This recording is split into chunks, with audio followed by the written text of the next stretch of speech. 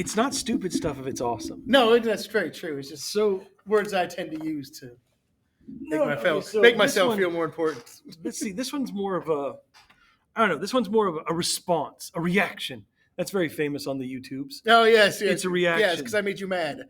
No, I you questioned didn't- comic books. Well, look, not that you didn't. The question that we're all going to get to that. We're going to get to that because now we've got the full version of whatever product we're using. Yeah. But I'm going to tell you, it's so. I recently had a project in class, and it was a final AP US history project, and one of the ones done was about folklore, Appalachian folklore, and they did an honest attempt, which is the best way I can say it, for kids that are born down south in Texas, and all we have are jackalopes and chupacabras. The fact that they messed up where places were, they kind of went with stuff they wanted to talk about, which is great. So this is more of a reaction because they gave us a lot of information about these disparate folklore bits, but they didn't actually analyze.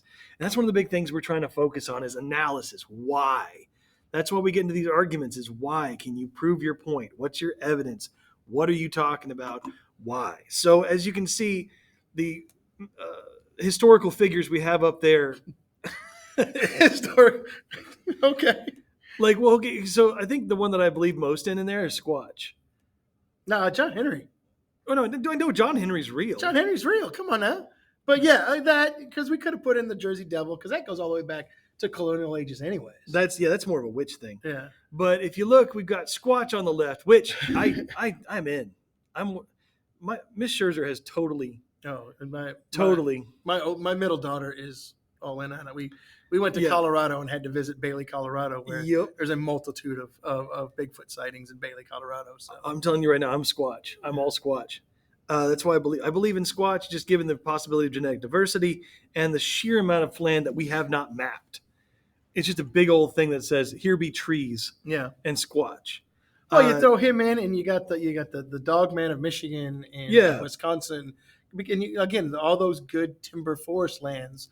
You're going to have something like that. That's just you're jumping ahead. We'll get into that. We'll get there. Then we got John Henry up top, steel driving man, and that's what set me off earlier. Was what does John Henry represent? We'll get to that in a second too. And then Mothman. Mothman's interesting because Mothman represents kind of a future fear. And it's post World War II. It's post World War II. I mean, that's when it really starts to take off. I know there's reports of it before, right? In certain areas, but they don't really match up. Yeah, but everything post World War II and post have all kind of been more linked together. Because with Mothman, you've got this Cold War scare kind of feel. We'll get there. So, I wish we had a wheel to spin. Oh, we got to set it off though, is because we got to talk about it really quick. Because we were trying to figure out if there's modern day folklore. Okay, so let's talk about modern day folklore. And I posit that modern day folklore. This is once again, this is a very M. Night Shyamalan theory to it. Twist at the end now. It's a twist. I think modern day folklore is best represented by the renaissance of comic books and comic book movies. Like if you bring in the movies as well, it kind of. Now you're putting it differently than you did 10 minutes ago. So let's go with this. Let's go with the comics. Let's go with the comics. So take a look at the comics. Who do you want to start? Let's start with the original, the OG. Well, because I made the reference that they're more of a reflection of the time they were written. Now, when you throw the movies in, now you can kind of update them. Oh, absolutely. We'll get to that at the end. Then we'll tack on the movies, but let's talk about Superman. Soups is made by two Jewish immigrants.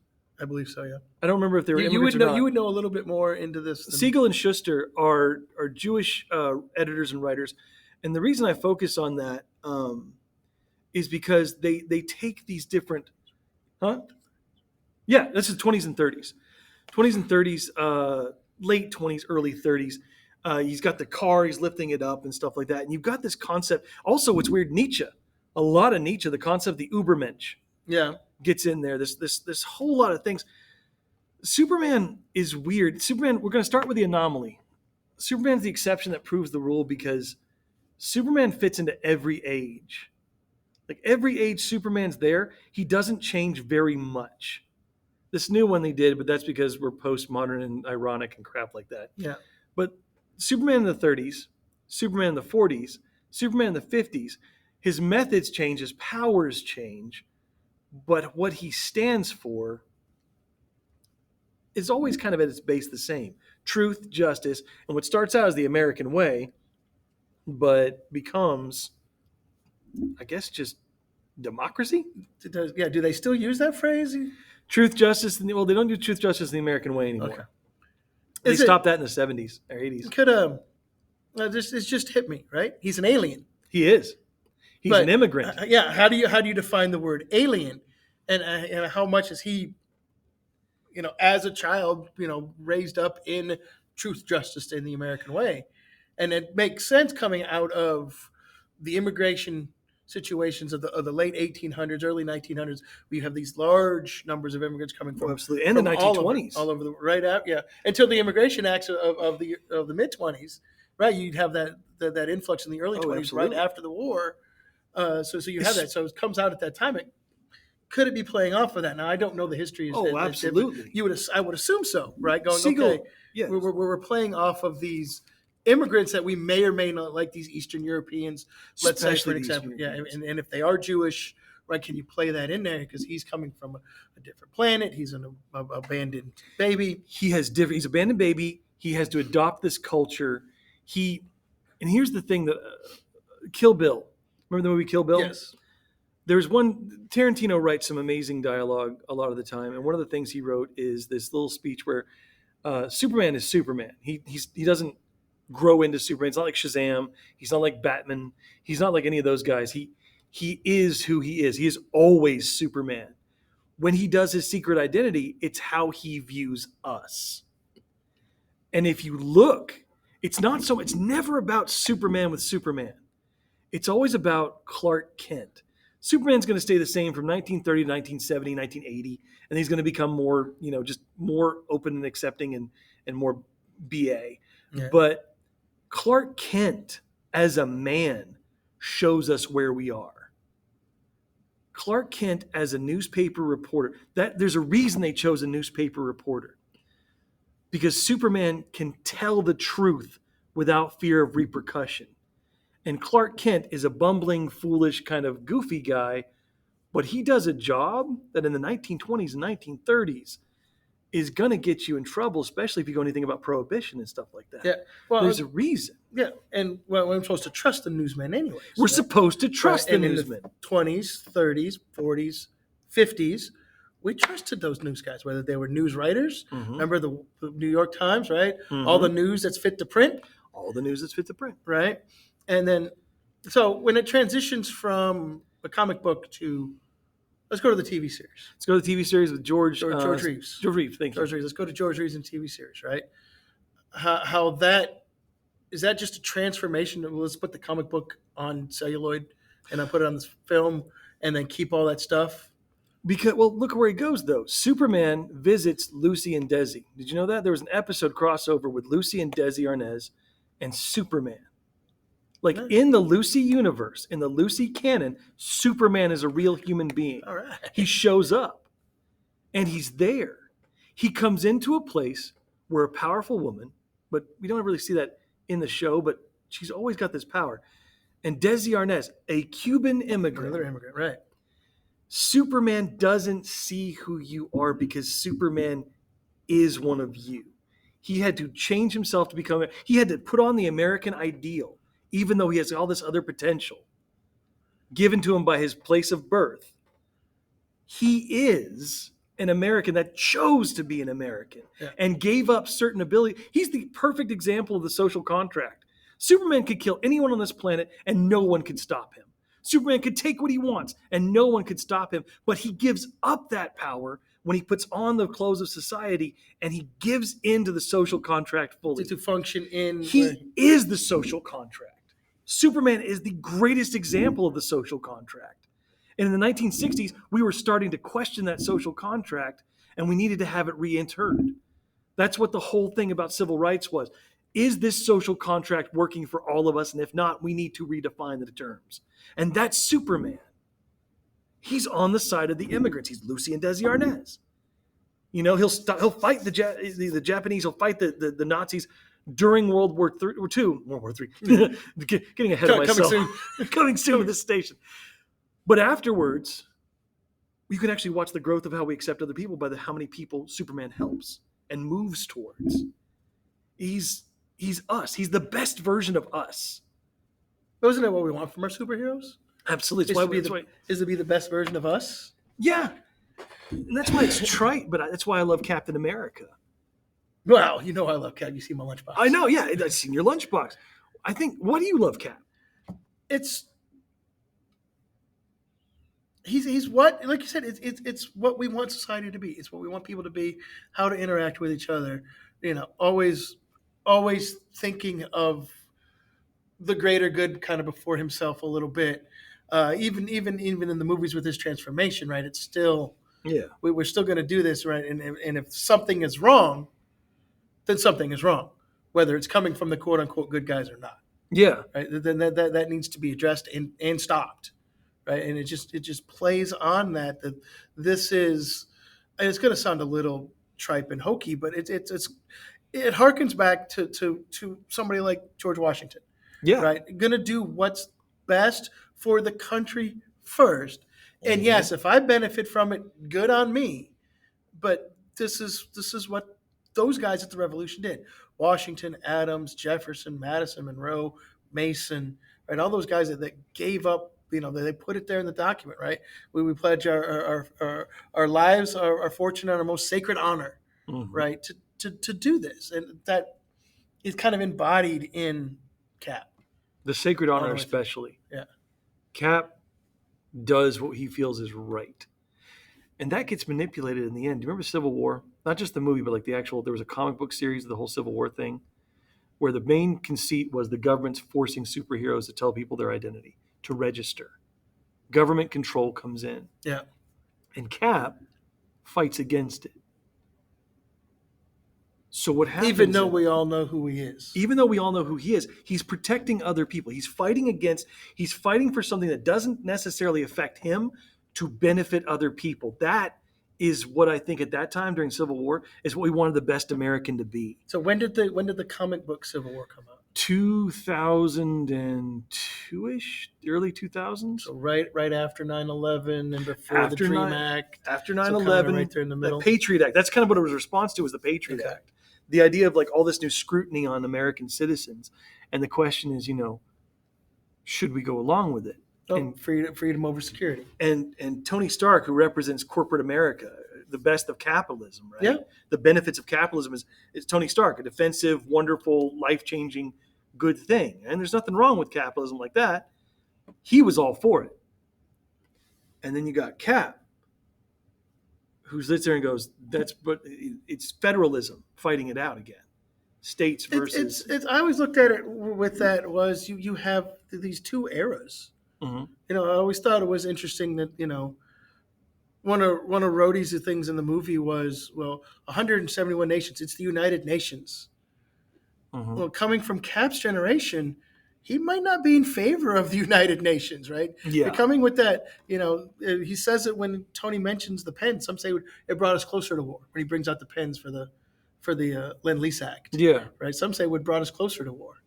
Right. That's true. You kind of have this duality that plays into that. So Cap becomes more complicated, but the great thing about Cap, once again, like Superman, the basic decency is there. And I think we become more complicated as a society, more complex. Mm-hmm. And have we lost our basic decency? I mean, just look at the news headlines. Oh, try not to. I look at Fox and CNN and the BBC just, every day. I'm like 3 or 4 times a day, right? And the news headlines just sometimes I think we've lost that common decency. We've kind of lost that kind of common way we're at.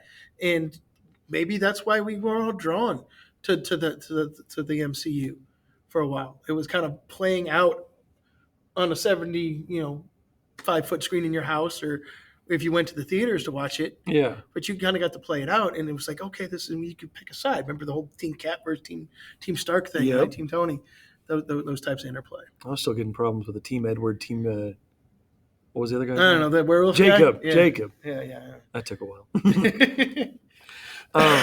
But yeah, that's where I'm thinking about that. Look at Spider-Man. Spider-Man comes in about 1953. It's 53? No, was 60, 60s. I thought it was 60s. 61. Sorry, It 61. looks like it's more 60s response. Well, little angst, little teenage. You know, probably angst. wrong. Someone's going to hit in the comments, and be like, actually. Yeah. I'm looking forward to the actually on that one. I think it's late 50s, early 60s. But what's happened since? So what is Spider-Man's big thing? What is Spider-Man's big thing? What makes Spider-Man do the Spider-Manning? Spider-Man does the thing From that the Spider Latin, does. from the Latin Spider-Manus, which is to Spider-Man. So what's the event that causes him to become the vigilante Spider-Man? Oh, Uncle Ben's dead. Uncle Ben's death. Okay, that's right. Okay, yeah, Uncle Ben's The dead. death of an innocent when he could have prevented it. Yeah, that's the whole. And help me with the quote. That's containment. Yeah. That's Yeah. containment. That That's, is that. to an extent, that's containment. But also, what's the big thing that Uncle Ben teaches him? What's the thing? That's the quote that come to the my quote. head. With great power There. comes great responsibility. So what is Spider-Man telling America? Especially, you'll notice, the science people of America. Not the big buff soldiers. Spider-Man didn't start off a big buff soldier. No. Peter Parker is a nerd and a science geek. Yeah. And eventually, in the 1990s and 2000s, becomes a science teacher, which I don't know how he does that, and it grades papers. No. But look, Green Goblin, can we finish this up? I got a grade. Come on. We can start. The guy, progress reports get pulled at midnight. Progress reports get pulled at midnight. I got to beat you up fast.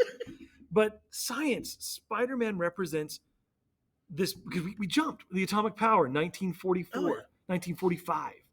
We used atomic power. Not only do we have it, great power comes great responsibility. We used it on innocents. Not just innocents, also militants. Don't get me wrong. I know that there was military targets. There was military targets. Not militants, a military target. Sorry, military targets. But at the same time, that hit innocents. Yep. And that's the Uncle Ben we hit. And that's and I think and this is so then what do you do? What do you do with that power now? Do you take that power and can you do some good out of it? Look at Japan. Was roughly what? Probably lowballing it. 80% of their power is nuclear power. 80% of the power is nuclear power. I'm probably lowballing that number, but can you harness that? That was first used for just devastation at the end of war, right? Can you do something good with it? Does that play into that? That plays into that, correct? Oh, absolutely it does. But that's the thing. That's Spider-Man. That's where our head was at then in 1950s, 1960s. Yeah. We've got this power. Can we be responsible? And then can Spider-Man then be also a reflection on the youth culture, right? The angst of the youth culture. Absolutely. The silent generation of the 50s, the counterculture. Think about it, though. I don't know the kind of the protest culture. The protest, because the true counterculture is different than what we might think of with the war protesting and that stuff, right? True counterculture is going to go live out in communes and live away from society, electric Kool-Aid acid trips on the magic bus and that type of stuff, and not be protesting the war on a college campus. That's counterculture, but it's not the true, authentic. We're going to really go out and commune with nature and do those sorts of things. Yeah, you have me. I'm sold. I want to do that. You have me on the electric thing. The electric Kool-Aid acid trip? The electric Kool-Aid acid trip. But yeah, so that's there. So let's go to the problematic one. Let's go to the one that kind of makes you wonder, like, what it's really saying. So what about Batman? What does Batman say? Batman harkens back to me a little bit to the vigilante justice of the Old West. You had a small group of people that could do what they deemed to be good, right? In Batman's case, in Bruce Wayne's case, he's got the money, he's got the brains, he's got the tech, he's got the institution to do it, and doing what they deem to be right. Whether he's right or wrong, that can be argued. Same thing out west, those vigilante towns, right? When you didn't have this justice, well, we'll make sure there's justice, right? We'll have our little committee together. Well, that's just a reflection of that. Because that's the Justice League. in a smaller way. Yeah, you have what? Well, and it's going back to the MCU movies. It's the Sokovia Accords. Yep. Who gets to deal with that, right? Bruce Wayne slash Batman gets to deal with it because he's given passive permission by Commissioner Gordon, right? Implicit permission. Yeah. Yeah, he has the bat phones installed. If you go back to the '60s TV And show, gosh, right? that's a weird hiccup. What the hell happened to Batman in the '60s? Right. That's true escapism though. Yeah. Right. That's the escapism off. of the '60s. You don't want to be watching the stuff on TV. You're also going to watch on the news. That'll just eat your brain out. Right. But, that's where I think we're going wrong right now. You have that, and people always ask kids because they know I like the Marvel movies and everything else. They ask me about Batman. I said Batman's just a vigilante. He's a rich kid vigilante, right? Mm-hmm. That doesn't have like the Tony Stark complete arc yet. Right? We saw that whole arc with Tony Stark where he is the philanthropist, billionaire, genius playboy, right? Yeah. And then in the end, with one snap, right, he is Iron Man. He is Iron Man. Right. And he's sacrificing himself for the greater good, going all the way back to when Cap says you're not the one to lay down on the wire and let others crawl over you. Yeah. And then in the end, he makes the ultimate sacrifice, and you see how they actually switch roles. Yeah. At the end of Endgame. I don't think Batman, and I haven't watched the newer Batmans because I don't know. Once what's his face, George Clooney played Batman. It was over. I kind of lost interest. I liked the Michael Keaton. I see that he's coming back to play Batman. I saw the preview this weekend at the movie theater when I went and watched. What did I watch this weekend? Guardians. I went to Guardians this weekend. They played the movie. And I saw Michael Keaton back as Batman. He's on this big wheeled motorcycle, right? So maybe. Right, but then I also saw Ben Affleck in the same trailer. Batfleck. Yes. I was like, okay. Wonder what they're going to do here. So I liked Ben Affleck as Batman. I think if you give him a better vehicle, that's a whole other podcast. But it's like 15,000 other podcasts. Yeah. But I think Batfleck did the best he could with what he had. I just think Batman's more of it reminds me of the Charles Bronson movies of the 1970s. Death Wish. Right? Death Wish, right? Yes. I got a vendetta, and I'm going to start taking it off, and I got placid, and I got placid approval by the police commission to do these sorts of things, even though people don't like me, and I'm going to roll with it. And so far, nothing's, at least in the movies, because that's usually where I know them from, nothing has, been done to stop that yet. So Batman's like a genius. He's a billionaire. Yeah. He's a raconteur. He's worldly. He's seen all this stuff. He's got all these things, but he uses it ultimately for revenge. So as Batman, he's got that hardship in his life, right? He's got that conflict. Watched his parents die, right? His parents were killed. The man's had enough psychology to know that he's got to get past that. Yeah, you would think. You'd think. But he never seems to get past that. So what does that say about America? Yeah. Does that mean that we have all these resources and all this ability, all these ideas, all this wonderful human resource as well as material resource, but there's something we just can't get past? There's one hardship that we just can't seem to get past? And if so, what is that hardship? That he kind of has to go out and make this social justice change. He can't let the system do it. Bruce Wayne could do so much more than Batman. Yeah. Bruce Wayne could do, that's the tragedy of Batman. Bruce Wayne, the billionaire, which in America. But isn't that what we always put on the billionaires? We do it now. How come Bill Gates doesn't do this? How come Zuckerberg doesn't do this? How come Elon Musk doesn't do this, right? They have argument. Billions and billions of dollars. Okay. Well, there's the argument there that, being a billionaire is morally indefensible. I mean, you have way more than you need, and you got it from the work of other people. Started off with your ideas and your work to begin with. But you've created how many jobs to provide them industries, right? Sure.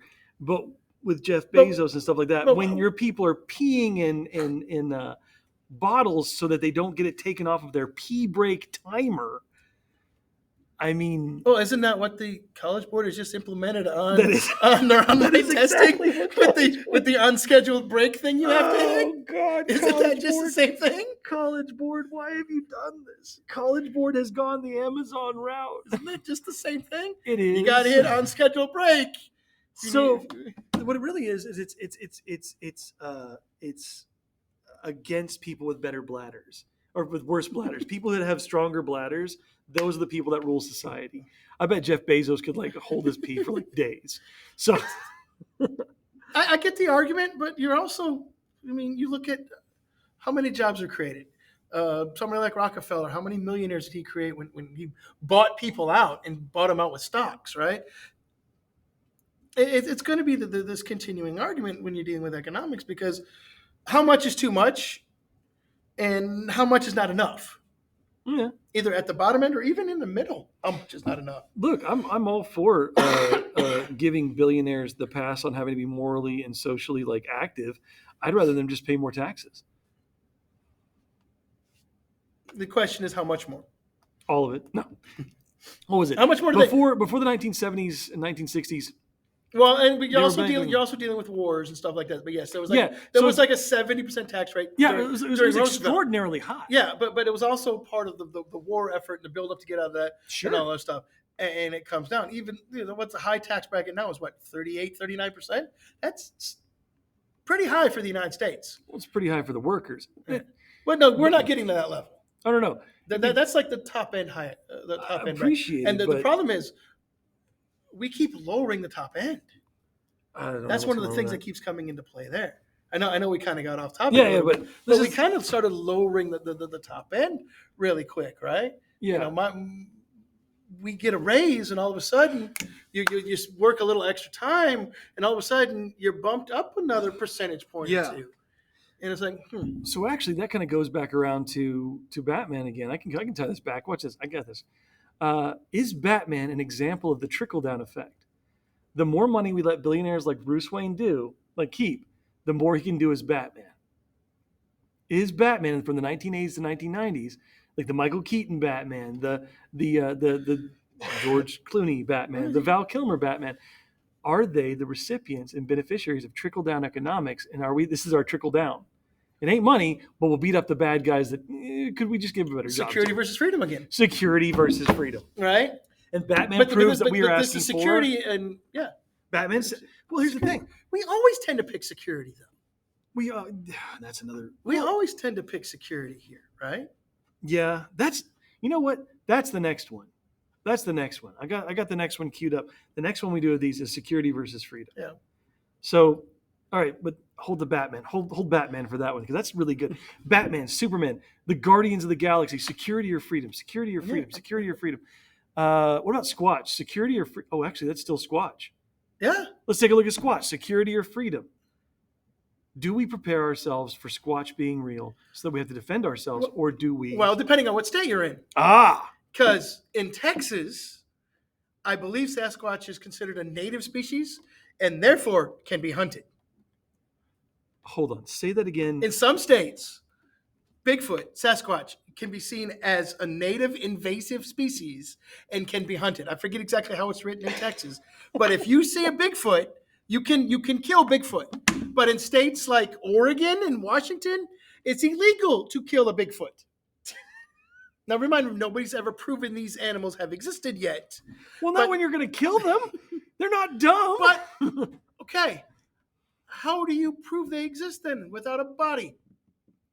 Well, to be fair, I don't know. Droppings. Scat. Sorry. So we're scat. gonna find scat. Yeah. Okay. Yeah. Okay. Robert That's fine. Mapplethorpe's not a bad I mean, artist.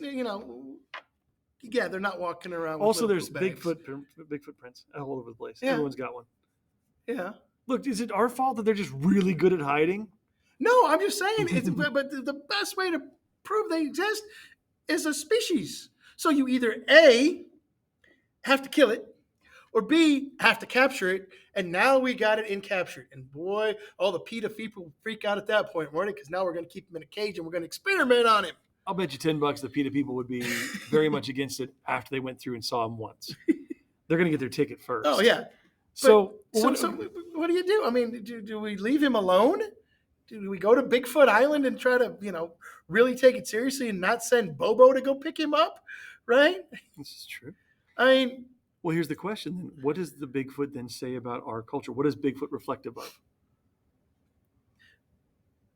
ooh, can I steal an X-Files line? We Yeah, want the sure. truth to still be out there. So Bigfoot. We love this idea. This is why these myths and folklores come into play, right? This is why we love the fact that Bigfoot's on, the Bigfoot shows are all over TV, right? It's something Yeah. for us to hang on to. He has the freedom. He's out there, Oh. right? Somebody gets close, he throws rocks, right? He wants to talk to his neighbor, he takes a big old stick and bangs on a tree thing and does tree knocking. Wait a minute. Right. You telling me that Bigfoot's a militiaman?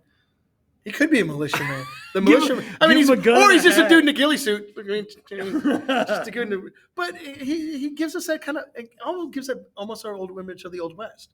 Why do we love the West so much in American history? The freedom. The freedom, the idea that we can go out there and we can still hang out, right? Man, how many people want to, move to Wyoming or Idaho where there's less than 1 million people in Wyoming, right? There's a reason. It's Wyoming. Yeah. But here's the wolves. Here's Yeah, another wolves. thing. Big old wolves. Here's another thing. So Bigfoot keeps changing because Bigfoot represents the culture that wants to break away from the security at the time. So Bigfoot, let's look at it this way. Bigfoot starts off as a native myth because the natives are the ones that are afraid of the security that the colonists are having. And Or pushing and it forward. also with the colonists, you can also go back to we're just scared of the dark. The real dark. We're scared of the dark. There's a reason you don't go out at night, right? There's a reason that whether you're in Europe and the bog floods over at high tide, the pathway to the castle to the main road, right? There, you just don't go out. You don't know what's in the woods. You don't know what's in. When you're new to someplace, you definitely don't know what's out there, especially at night, because that's when those big animals like to come out and hunt. The big cats, especially in Making the those Appalachian Mountains, roars. right? And making the sounds that they do. And you just, after a while, you start putting these fears into a thing. But is that why we're so, we have to prove it just to, but we don't care though. We don't care if we ever see it or not. There's a lot of people that don't care. They just rather watch, the graininess of it. We love the idea that it's there. Like my daughter will argue with you that it's not a bear. There's something there, right? Yeah. So it's a And she's right. miscited bear sighting, and awesome, right? And that's fine because it gives us that idea that there's still something out there that we haven't figured out and discovered yet. And I think part of it is because we're on land and we can't go that deep in the ocean to figure out what the heck's down there. I don't want to see what's down there. I've seen some of the things that are down there, and they're terrifying. Goblin sharks, weird. No, we're good. We're good. I'll stay on land. Thank you so much. So Bigfoot represents the possibility that we haven't learned everything yet. Bigfoot folk, but it keeps changing though, doesn't it? Yeah, it kind of moves with the era and how it's going to be, and depending on if you're down in Louisiana and it's the Skunk ape. the Skunk Ape in Florida, right? But it still gives us this idea that there's something out there. There's still something in the dark to be afraid of, and it maybe keeps us a little more honest. Oh, Excuse me. With Bigfoot ourselves. is a social conscience. Remember Harry and the Hendersons? I do. That was one of the greatest John movies ever Lithgow. made. John Lithgow. One of the greatest movies ever made. And the big thing of Bigfoot is we try to make him a monster. The dad wants to make him a monster to sell more guns. Yeah. But, how do we deal with the fact that Harry is a gentle giant? Yeah. And is possibly even better than we are at being a person. The roast is in a shallow grave outside. Things of that nature. Yeah. So it's like... That gives it, to me, that's what the whole idea is about. You just kind of open it up, and he gives us something that, there's still something left to be discovered. There's something still out there that lives the way it lived way back then, because we've been so industrialized, right? Can man get over this industrialization? Which is a great segue into our buddy let's John talk Henry. about industrialization. All right. John Henry, the Steel Driving Man. Driving. Give me a quick 3-sentence synopsis of John Henry, the Steel Driving Man. John Henry, the folklore John Henry, born into slavery, was so good at putting together railroads that was challenged basically a steam engine to be able to put in railroads, right, and go through and dig out a tunnel. There's a debate on which tunnel it is, but it's in West Virginia. Big, broad shoulders, square at the hip, right? All those big, manly, physical, Did not skip leg day. yeah, features, right? And he builds railroads better than anybody else through through the mountains of West Virginia. Okay. He's also just happens, like I said a minute ago, just happens also to be a former slave. He was born into slavery, so you have this social little construct, racial construct, if you will, in West Virginia, which come out of Virginia as a free state, taken out of that. So you have that political interplay, especially in the West Virginia region as well. But you see the statue of him, right? Yeah. Right in West Virginia, this is 1870s, right? And there's a folklore about John Henry here. And there's always this kind of thing with the John Henry folklore. Is it more race or is it more man versus machine? The great thing about it being in West Virginia, though, is it's both. Yes. You were absolutely right. The more I thought about it, which was a problem when I think about what you say because it makes me have to think. I don't like doing that. John Henry is great metaphor for both.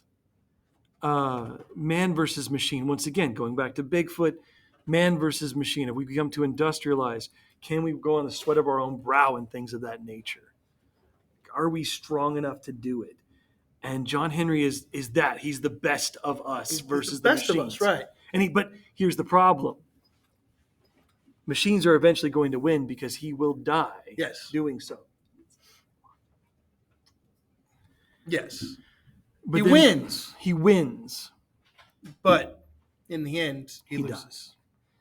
Ooh, does that go back to the racial thing as well?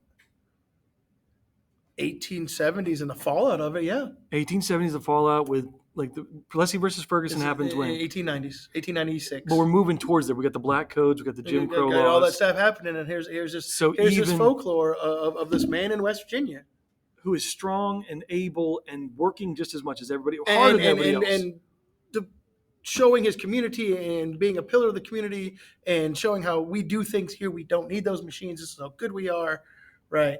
The whole everybody gets behind him and he wins, but he works himself to death. Oh God, that brings another dimension that's kind of always does. So right? These things always have these little layers that we don't think about when we're getting told these in elementary school. Well, right? we don't think about it. It's just a sad time at the end of the movie, right? Yeah. I mean, you've seen the Disney one, right? You've seen the Disney John Henry one. No, I don't. I try to avoid most Disney movies as Disney. It's lies. actually really pretty good, like visually speaking, at least. But John, I wish they would emphasize that more. He was a former slave, and we're pretty sure, a real person. Yes. What percentage sure? We're probably more sure about John Henry being real than Sasquatch or Mothman.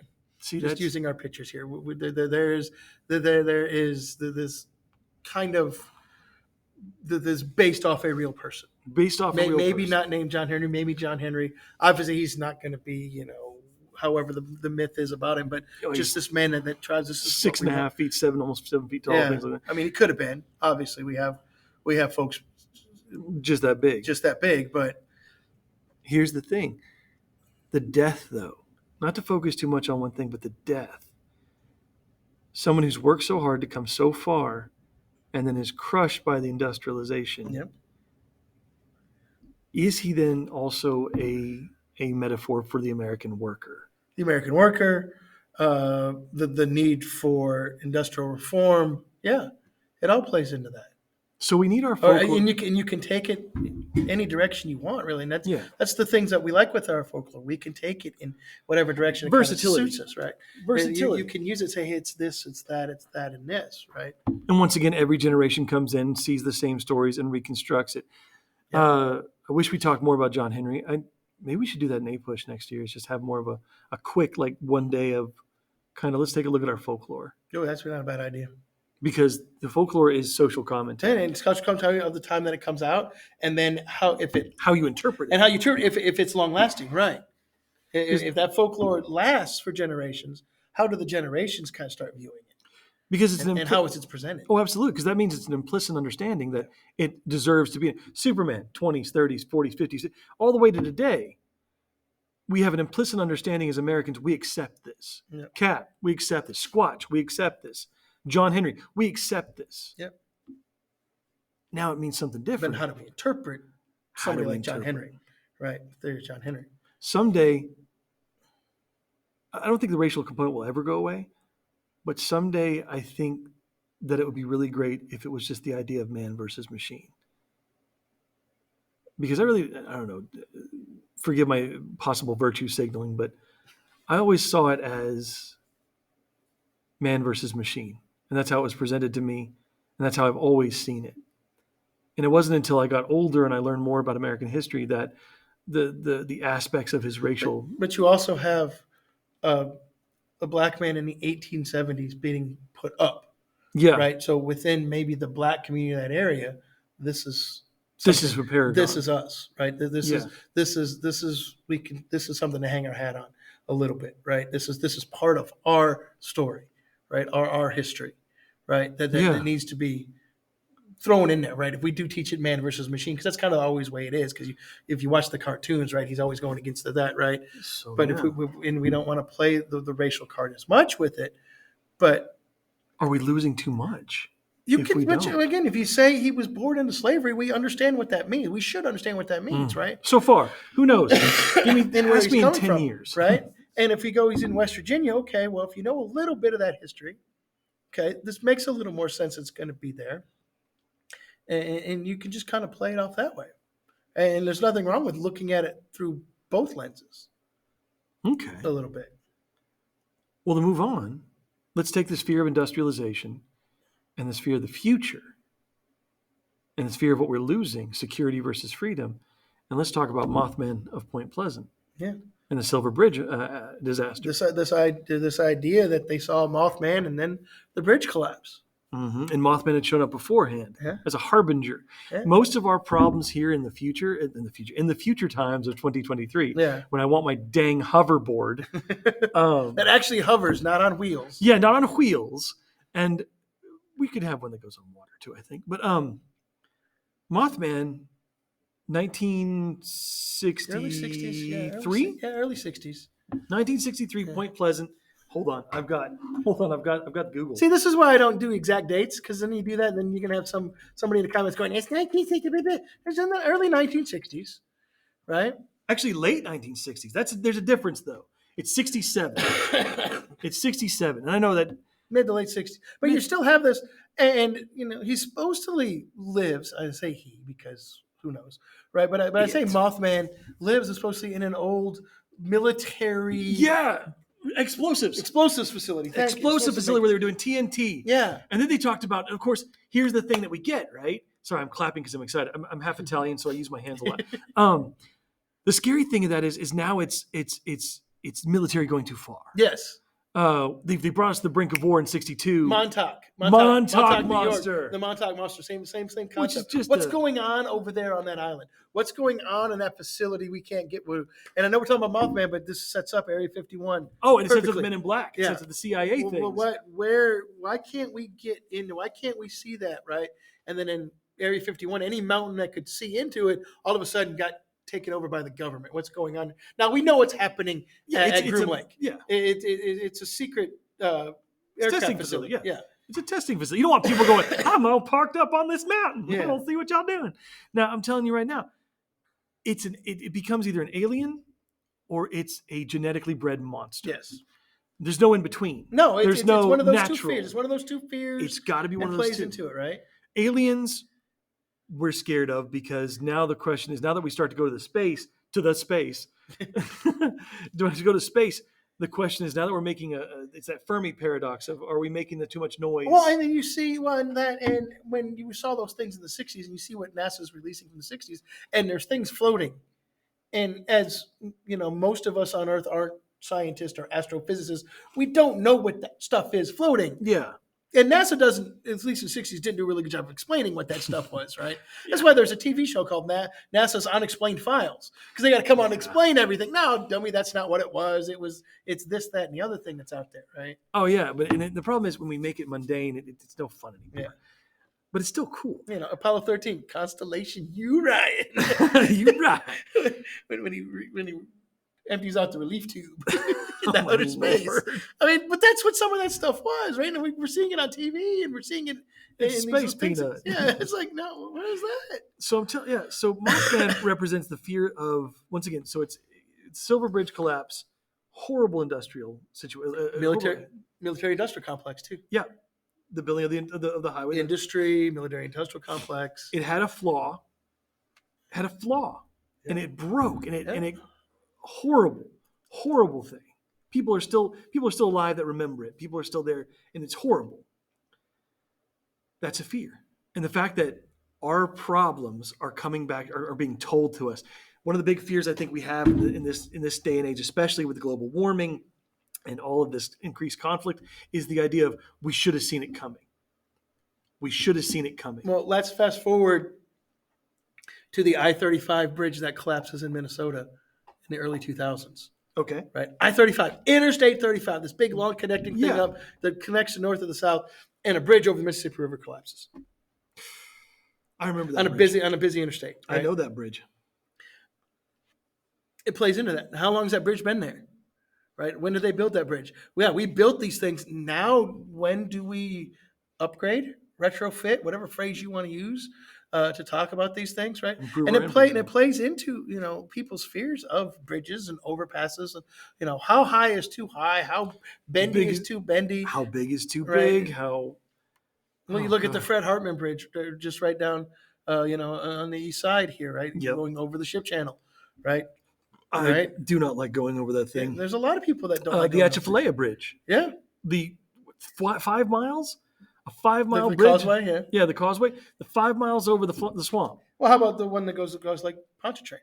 Oh, gosh. 20 some odd miles. And the one, of course, over the Mississippi when you get right into it. It's terrifying, but amazing at the same time. But that incident plays into our fear, and if something strange or different takes place before it collapsed, then now you're building fear upon fear upon fear. So is that a desire for control then? Is the Mothman our desire to have something that harbins this thing, and we go, aha, that harbinges. Yeah. And we can see it now. Yeah. So or if it comes back again, it plays back off the fears of ravens, owls, and look at this very weird formlessness of it. Yeah. Red eyes. It's Odin's ravens. It's they're watching you. It harkens back to all those things, right? If you're walking through a park or through the woods and an owl, owl says your name. Like, an owl's not going to say your name, but it's what you're hearing, right? Plays into that. That'd be weird. If an owl said Scherzer. Excuse me? Did I say it right? You did. Oh, sweet. Flap, flap, flap. Oh, by the way, you're going to die. Yeah. Right, but does that play into that as well? Because they're winged creatures, right? The thunderbird. Oh, gosh, yes. The Native American thunderbird. These big winged creatures that bring in the big thunderstorms, or that brings in these harbingers of disaster, right? And what better way to talk about how fast we're industrializing, or how fast the military industrial complex, or how careless we're being, than have one of these harbingers show up and then the bridge collapses, hurting civilians in the process. Yeah. On Christmas, like right before Christmas, and that plays into the other things, right? Yeah, we kind of like our holidays to be nice and simple, and we don't want bad things to happen, and we all kind of, everybody should kind of be on the same page. We want the Hallmark. Right. There's your biggest there's your folklore right there, Schnetty. Hallmark movies. Hallmark movies. Well, okay, you went to comic books at the beginning of this. Okay. Saturday Evening Post. How much is that the ideal Americana? So Norman Rockwell's in particular, right? Because we all know Rockwell's work, and Rockwell's was really good. But just the whole idea that comes out of those Saturday Evening Post things, right? The idealism, right? Or is it part of that escapism even early on?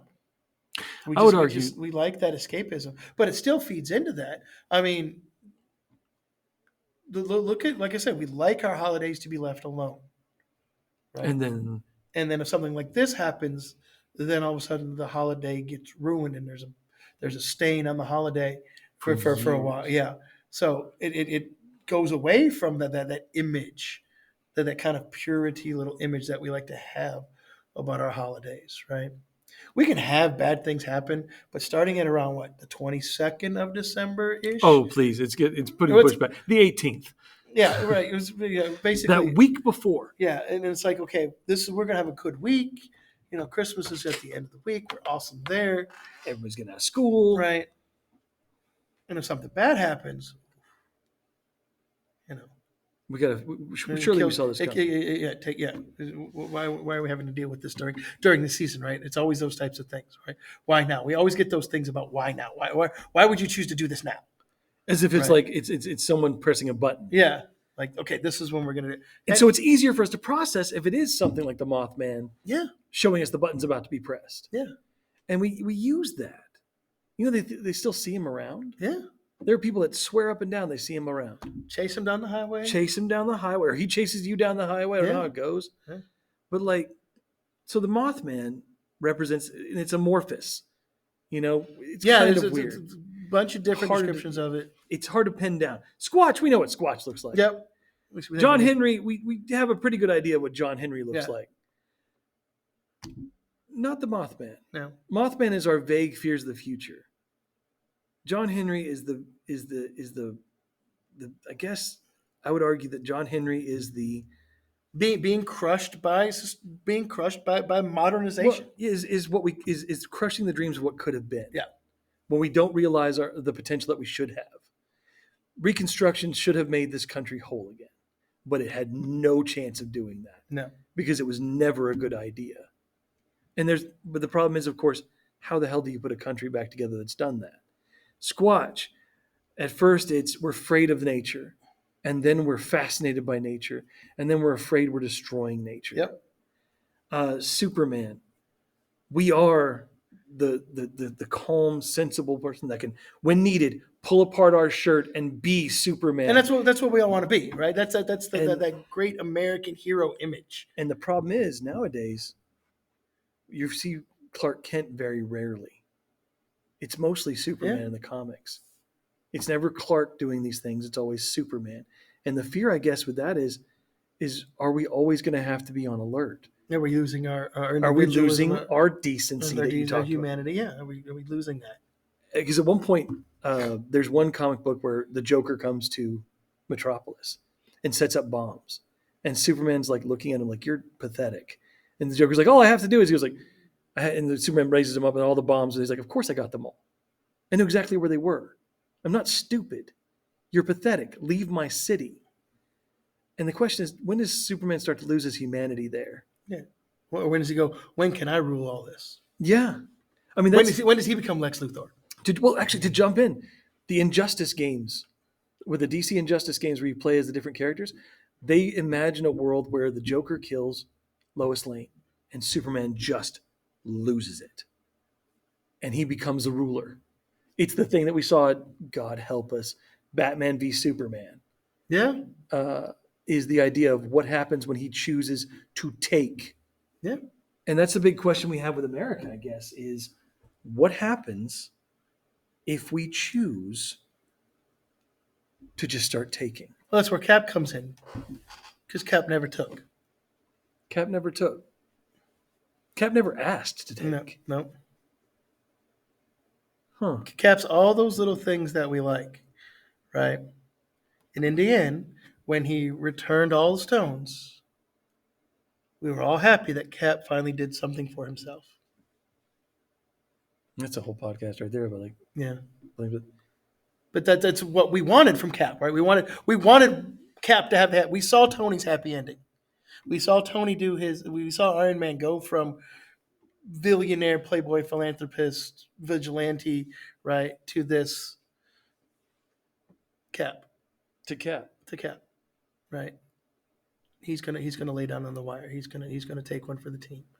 right? He's going to be the guy that his dad wouldn't shut up about.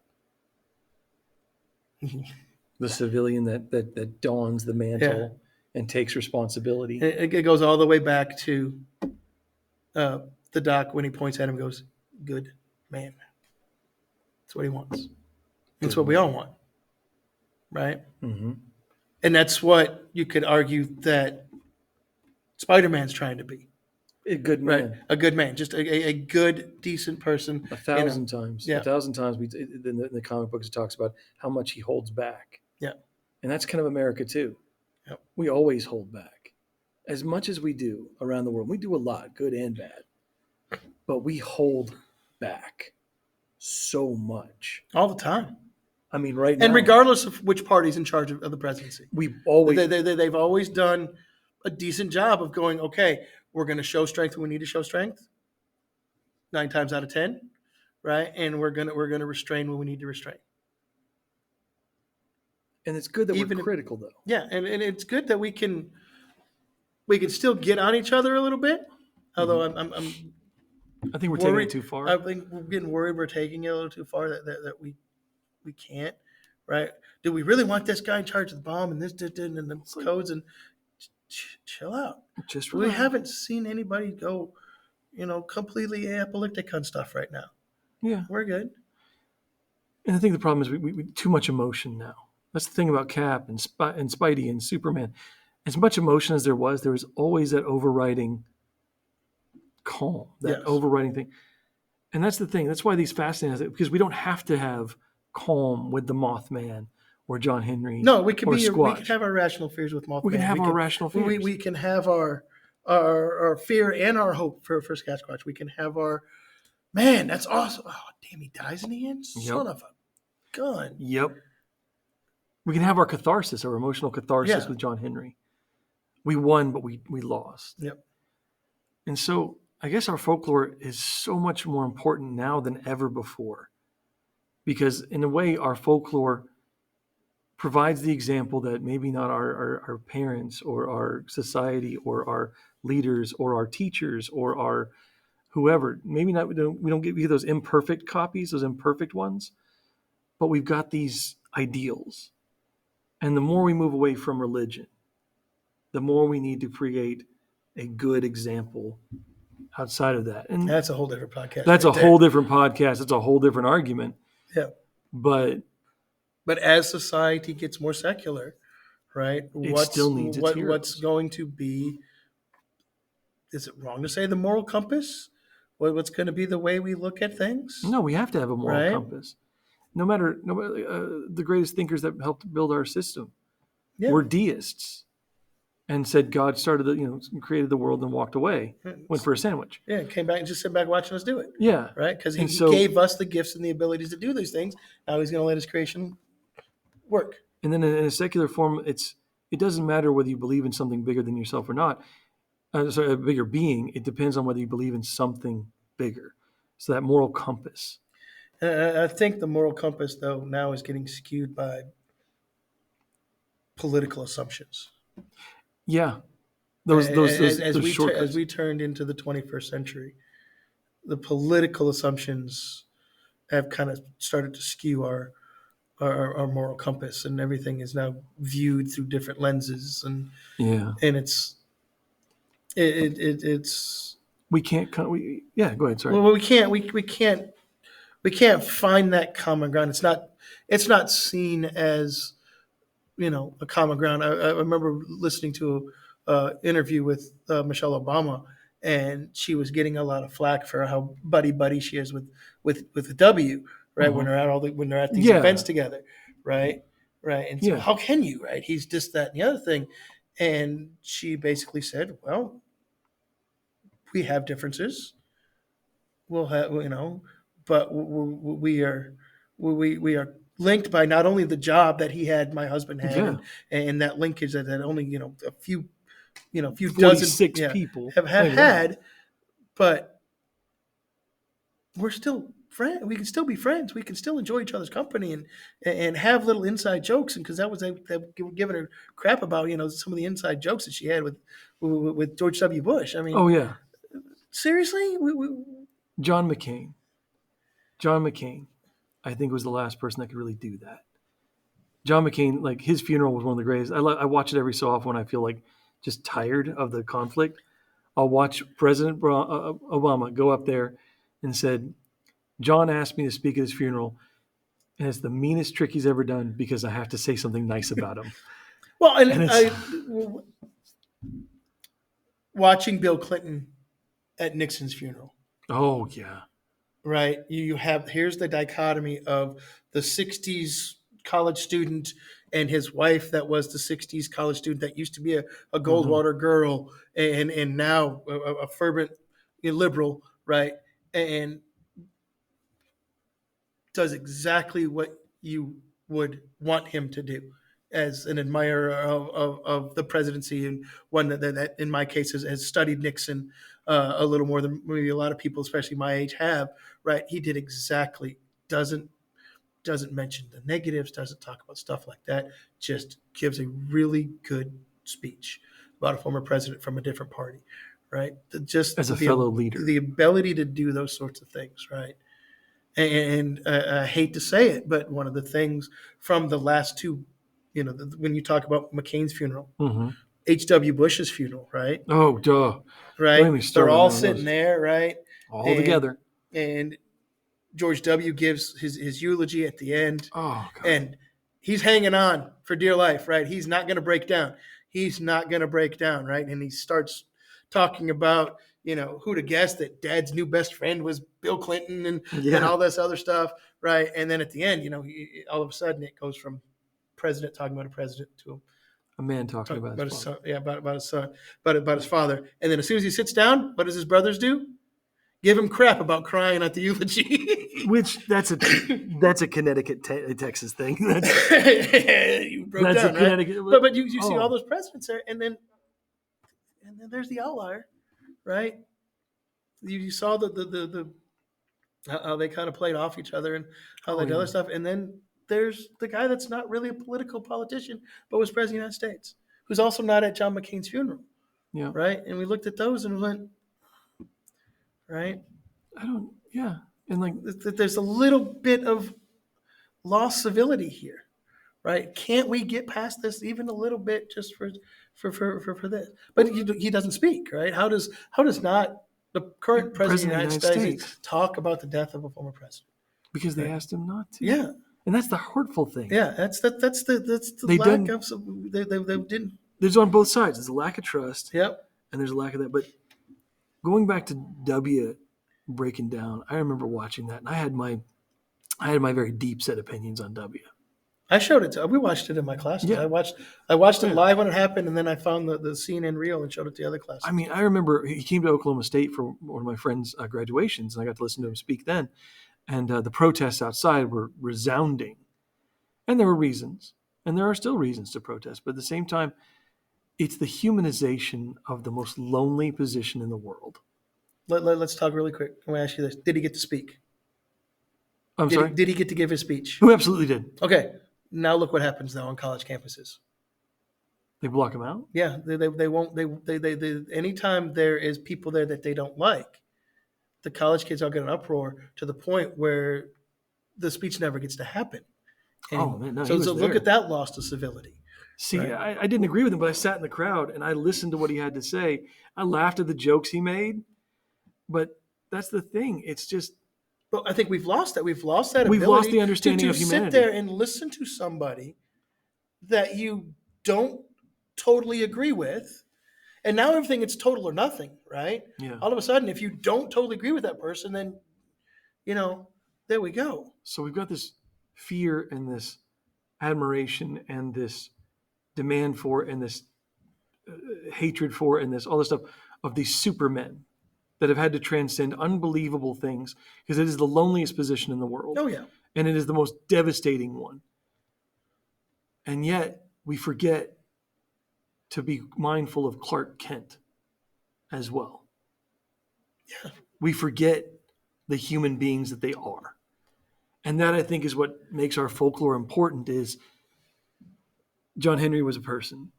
Mothman is a thing. But the people on the bridge are important. Yeah. Squatch is, if it is real, then it deserves study and care, and not necessarily to be shot. Well, but yeah, that's a different story, right? Well, he's going to have to start lobbying. Yeah. But the thing there, you're absolutely right. Our folklore keeps reminding us that we cannot lose our humanity, and that's the biggest danger of them all. Yeah. The closer, if you look, the closer we get to our unnamed fears, the less human or fuzzy our fears become. Yep. And that's what's sadly driving us right now. Instead of our trust and our faith, it's our fears and dislikes. Well, dang. I don't want to go on a down note, but there you go. That's not bad. Well, I'll give you an upper note really quick. Give me an up note. Okay, so going back to the presidents really quick. Go back to the president. President Jimmy Carter. Jimmy. Right. Still in hospice. Bless his heart. And I kid you not, every day, that's the first thing I look for when I wake up. Is to see if he's still Is alive. to see if Jimmy's still alive. Because when he passes, we've talked about he might be the most educated and the most decent man to be president of the United States. Ever. Right.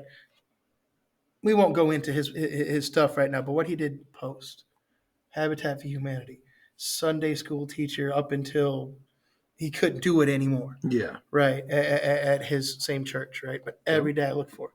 Because the moment I wake up, the flag gets put in the yard. Whether I agreed with Jimmy or not, politically, the flag gets put the flag is getting put out in the yard. And it stays for 30 days. It's weird, but I check every day because we know he's in hospice. We know what that word means. Yeah. And when we lose him, we've kind of lost the last of the civility era presidents, because even as much as they would bicker with each other, they would still work with each other. As much as Tony and Cap bickered, they found a way to come back for common ground. As much as Squatch and Mothman have been fighting for years. as much as believe or disbelieve, right? Oh yeah. As much as John Henry in West Virginia or Paul Bunyan in the Great Lakes region, right? As much as those kind of play in, when you lose that ability to either believe into it or go, okay, that's somebody that in their post-presidential life that we need to emulate. He doesn't say anything about other presidents. He rarely says things about other presidents, right? And that's a little bit of sign of the times is with it. Even drew Jimmy Carter out of that little shell that he was in, right? That civility, that idea. Well, we've lost it. I have theories on where we lost it, but we've lost it. And how many people are going to put mean stuff? Almost said different words there. Mean stuff when Jimmy Carter dies. When you go to the news sites and you go to the Twitter and you go to all this other stuff, and they're going to put all this mean crap out there. And when did we start making fun of people when they died and say things mean stuff about them? Here's a question though: would Jimmy Carter laugh if I did a joke about Mr. Peanut, the death of Mr. Peanut? No, because Mr. Peanut's already died. They had to bring him back. The true death of Mr. Peanut, or the death of Jimmy Carter. A decent, classy guy who just wanted to make the world a little bit better place. Yeah. As soon as he does, we're doing a podcast about that. All right. And we'll talk about Jimmy Carter. But until then, Squatch is real. John Henry's 60 to 70 to 90% real. Oh, at least. Mothman, God, I hope it's not real. But other than that, whatever you believe in, try to make sure it's something decent. Yeah. Thank you for your time.